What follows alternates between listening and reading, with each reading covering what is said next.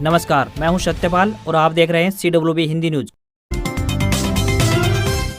शक संवत 1946 विक्रम संवत 2081 आज ज्येष्ठ मास के शुक्ल पक्ष की षष्ठी तिथि और दिन बुधवार है। तदनुसार अंग्रेजी तारीख 12 जून सन 2024।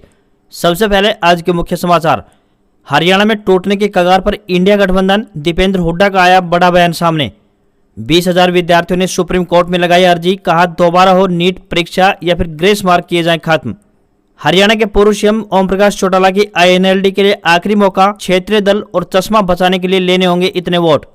मशीनरी प्रशिक्षण एवं परीक्षण संस्थान हिसार में आई मल्टीटास्क स्टाफ के पदों पर भर्ती, 10वीं पास करे आवेदन। खट्टर ने ऊर्जा मंत्री का कार्यभार संभाला, कहा विकसित भारत के लिए लगातार काम करेंगे। हरियाणा सरकार का नया फार्मूला, उद्योगों को रात व कृषि क्षेत्र के लिए दिन में होगी बिजली उपलब्ध, सीएम के मुहर का है इंतजार।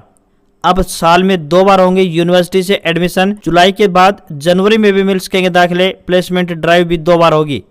बड़ी खुशखबरी, HDFC बैंक ने दिया ग्राहकों को बड़ा तोहफा, बताएंगे बढ़ी हुई ब्याज की दरें। सुप्रीम कोर्ट का नीट काउंसलिंग पर रोक लगाने से इनकार, लेकिन कहा गड़बड़ियों से परीक्षा की विश्वसनीयता को चोट पहुंची, हमें जवाब चाहिए, NTA को नोटिस जारी।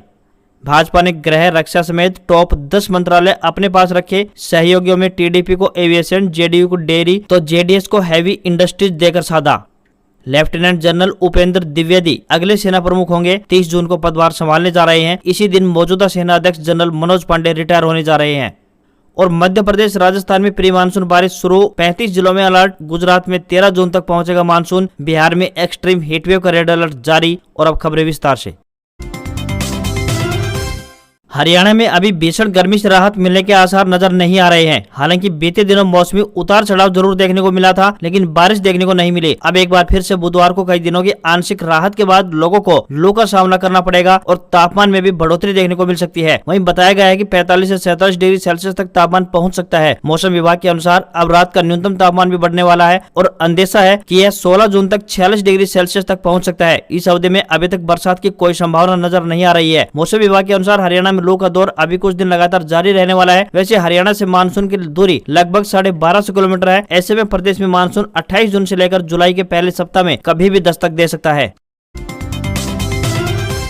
उत्तर क्षेत्र कृषि मशीनरी प्रशिक्षण एवं परीक्षण संस्थान हिसार की तरफ से मल्टीटास्क स्टाफ के पदों पर भर्ती के लिए आवेदन मांगे गए हैं। इच्छुक महिला व पुरुष उम्मीदवार इन पदों के लिए आवेदन कर सकते हैं। जो भी उम्मीदवार इन पदों के लिए इच्छुक है, वे भारतीय डाक के माध्यम से अपने आवेदन भेजें। इन पदों के लिए उम्मीदवार 10वीं पास होने चाहिए तथा उसके पास संबंधित ITI व ट्रैक्टर चलाने का लाइसेंस भी होना चाहिए। आवेदक के पास ट्रैक्टर मैकेनिक, फार्म मैकेनिक या फिर डीजल मैकेनिक में किसी एक ट्रेड में ITI सर्टिफिकेट होना आवश्यक है। आवेदन करने की आखिरी तारीख की बात करें तो 8 जुलाई 2024 है। हरियाणा सरकार के ग्रुप C और ग्रुप D के तकरीबन 60,000 पदों के भर्ती मामले में हरियाणा SSC द्वारा पंजाब एंड हरियाणा हाईकोर्ट के फैसले के बाद तीनों विकल्पों पर मंथन किया जा रहा है। इन विकल्पों में सुप्रीम कोर्ट में अपील दायर करना, पंजाब एवं हरियाणा हाईकोर्ट में पुनर्विचार याचिका दायर करना और हाईकोर्ट के फैसले को लागू करना शामिल है। आयोग के अध्यक्ष हिम्मत सिंह लीगल टीम के साथ निर्णय की स्टडी में लगे हैं। सरकार अपने लेवल पर भी अध्ययन कर रही है। हालांकि शुरू में मुख्यमंत्री नायब सिंह सैनी ने हाईकोर्ट के फैसले पर सुप्रीम कोर्ट में अपील दायर करने का ऐलान कर दिया था, मगर कानूनी पहलुओं को देखते हुए अभी अंतिम फैसला होना बाकी है। लाखों बेरोजगार युवा आयोग के अगले फैसले के इंतजार में है। उम्मीदवार 2 तरह के ग्रुप में बटे हुए हैं। एक ग्रुप चाहता है कि हाईकोर्ट के फैसले को तुरंत लागू कर बचे हुए पदों पर रिजल्ट घोषित कर दिया जाए, जबकि दूसरा ग्रुप चाहता है कि सुप्रीम कोर्ट में अपील दायर कर सामाजिक व आर्थिक मानदंड के अंकों को बचाया जाए ताकि गरीब परिवारों के उम्मीदवारों को लाभ मिल सके। लोकसभा चुनाव के नतीजे घोषित हुए अभी कुछ ही दिन बीते थे कि हरियाणा में इंडिया गठबंधन में रार होना शुरू हो गई है। सूत्रों के मुताबिक हरियाणा में इंडिया गठबंधन टूटने के कगार पर पहुंच चुका है और रोहतक से कांग्रेस सांसद दीपेंद्र हुड्डा के एक बयान ने इस बात पर मोहर भी लगा दी है। दीपेंद्र हुड्डा ने इंडिया गठबंधन को लेकर बड़ा बयान दिया है। उन्होंने कहा है कि हरियाणा में कांग्रेस और आम आदमी पार्टी यानी आप का गठबंधन सिर्फ लोकसभा चुनाव तक था। उन्होंने बताया कि कांग्रेस पार्टी अकेले विधानसभा चुनाव लड़ने में सक्षम है और हमें किसी के सहारे की आवश्यकता नहीं है। लोकसभा चुनाव के नतीजे हमारे इस दावे को और भी मजबूत साबित कर रहे हैं। हरियाणा के पूर्व सीएम ओम प्रकाश चौटाला की इंडियन नेशनल लोकदल पार्टी यानी INLD के भविष्य पर राजनीतिक संकट खड़ा हो गया है। पार्टी को भारतीय चुनाव आयोग ने आखिरी मौका दिया है। सूबे में इस साल अक्टूबर में होने वाले विधानसभा चुनाव में यदि पार्टी तय वोट प्रतिशत हासिल नहीं कर पाती है तो क्षेत्रीय दल का दर्जा समाप्त होने के साथ ही चुनाव चिन्ह चश्मा भी वापस लिया जा सकता है। चुनाव आयोग के नियमों के अनुसार बात करें तो किसी भी पार्टी को लगातार 2 चुनाव यानी लोकसभा व विधानसभा में निर्धारित वोट नहीं मिलते हैं तो क्षेत्रीय दल का दर्जा छीन सकता है। लोकसभा चुनाव में 6% वोट और 1 सीट या 8% वोट की जरूरत होती है। वहीं विधानसभा में 6% वोट और 2 सीटें होनी चाहिए। नियमानुसार अगर लगातार 2 चुनाव यानी 2 लोकसभा व 2 विधानसभा में ये सब नहीं होता है तो पार्टी का चुनाव चिन्ह भी छीन सकता है। ऐसे में इस बार के चुनाव में पार्टी के लिए अच्छा प्रदर्शन करना बेहद जरूरी हो चुका है।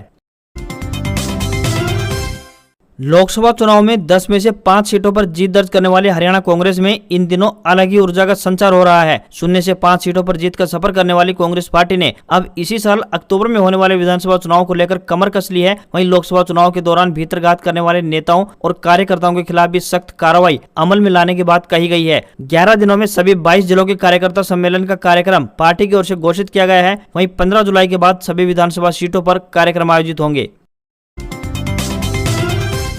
मोदी कैबिनेट में विभागों के बंटवारे के बाद मंगलवार को मंत्रियों ने अपना पदभार संभाल लिया है। हरियाणा के करनाल से सांसद व पूर्व सीएम मनोहर लाल खट्टर ने ऊर्जा मंत्री के रूप में अपना कार्यभार संभाला। इस दौरान उन्होंने कुर्सी पर बैठकर कागज पर साइन भी किए। पदभार संभालने की वीडियो उन्होंने अपने सोशल मीडिया अकाउंट पर शेयर की। वीडियो शेयर करने के साथ ही उन्होंने लिखा कि आज केंद्रीय ऊर्जा मंत्री के रूप में अपना कार्यभार ग्रहण किया। प्रधानमंत्री नरेंद्र मोदी के यशस्वी नेतृत्व में ऊर्जा मंत्रालय विकसित भारत के लिए लगातार काम करेगा। भाजपा अध्यक्ष JP नड्डा ने स्वास्थ्य मंत्रालय में पदभार ग्रहण कर लिया है। इससे पहले वे पार्टी ऑफिस गए और नेताओं से मुलाकात की। नड्डा साल 2014 से 2019 तक मोदी के पहले मंत्रिमंडल में भी स्वास्थ्य और परिवार कल्याण मंत्री थे। कृष्णपाल गुर्जर ने भी सहकारिता मंत्रालय में राज्य मंत्री के रूप में कार्यभार संभाल लिया है। वे पहले भी मोदी सरकार के दोनों टर्म में राज्य मंत्री रह चुके हैं। तो वहीं मनोहर लाल खट्टर के बिजली मंत्री बनने से हरियाणा में धीमे चल रहे बिजली प्रोजेक्ट तेज गति से पूरे हो सकेंगे। प्रचंड गर्मी के बीच हरियाणा में बढ़ती जा रही रिकॉर्ड बिजली खपत को देखते हुए जहां हरियाणा सरकार 1400 मेगावाट अतिरिक्त बिजली खरीद की तैयारियों में जुटी हुई है तो वहीं तब तक मांग को पूरा करने और लोगों को बिजली कटों से बचाने के लिए हरियाणा सरकार ने एक नया फार्मूला निकाल लिया है। इसके तहत उद्योगों को रात को बिजली आपूर्ति की जाएगी और पिछले साल की तरह इस बार भी खेतों के ट्यूबवेल के लिए दिन में बिजली आपूर्ति देने की तैयारी है। इस संबंध में बिजली अधिकारियों और CMO के अधिकारियों की बैठक हो चुकी है और इस पर अंतिम मोहर मुख्यमंत्री नायब सिंह सैनी की लगनी शेष है। हरियाणा में 15 जून से आधिकारिक रूप से धान की बिजाई शुरू होगी। इसलिए संभावना है कि 15 जून तक उद्योगों और कृषि क्षेत्र के लिए बिजली आपूर्ति का नया शेड्यूल जारी हो सकता है। अब यूनिवर्सिटी और कॉलेज में साल में अब 2 बार एडमिशन लेने का मौका मिलेगा। यूनिवर्सिटी ग्रांट कमीशन यानी UGC ने यूनिवर्सिटीज और हायर एजुकेशन इंस्टीट्यूट्स में साल में 2 बार एडमिशन की प्रक्रिया शुरू करने की मंजूरी दे दी है। UGC chairman Jagdish M Kumar का कहना है कि इससे स्टूडेंट्स के लिए मौके और बढ़ेंगे और Indian higher education institution global standard के बनेंगे। UGC चीफ ने यह भी जानकारी दी कि कैंपस प्लेसमेंट ड्राइव भी साल में 2 बार आयोजित की जाएगी। ऐसे में स्टूडेंट्स को साल में 2 बार रोजगार पाने का मौका भी मिलेगा। साल में 2 बार यानी बाइएनुअल एडमिशन का प्रोसेस साल 2024-25 एकेडमिक सेशन से ही लागू होगा। पहली एडमिशन साइकिल जुलाई अगस्त में जबकि दूसरी जनवरी व फरवरी में आयोजित की जाएगी। इस फैसले पर UGC चेयरमैन ने कहा कि अगर इंडियन यूनिवर्सिटीज साल में 2 बार एडमिशन देंगी तो ये बहुत से ऐसे स्टूडेंट्स के लिए फायदेमंद होगा जो कि बोर्ड रिजल्ट में देरी या फिर किन्हीं अन्य कारणों से जुलाई अगस्त सेशन में एडमिशन लेने से चूक जाते हैं। इस व्यवस्था के चलते स्टूडेंट्स मोटिवेट भी होंगे और उनमें साल बर्बाद होने का भय भी खत्म हो जाएगा।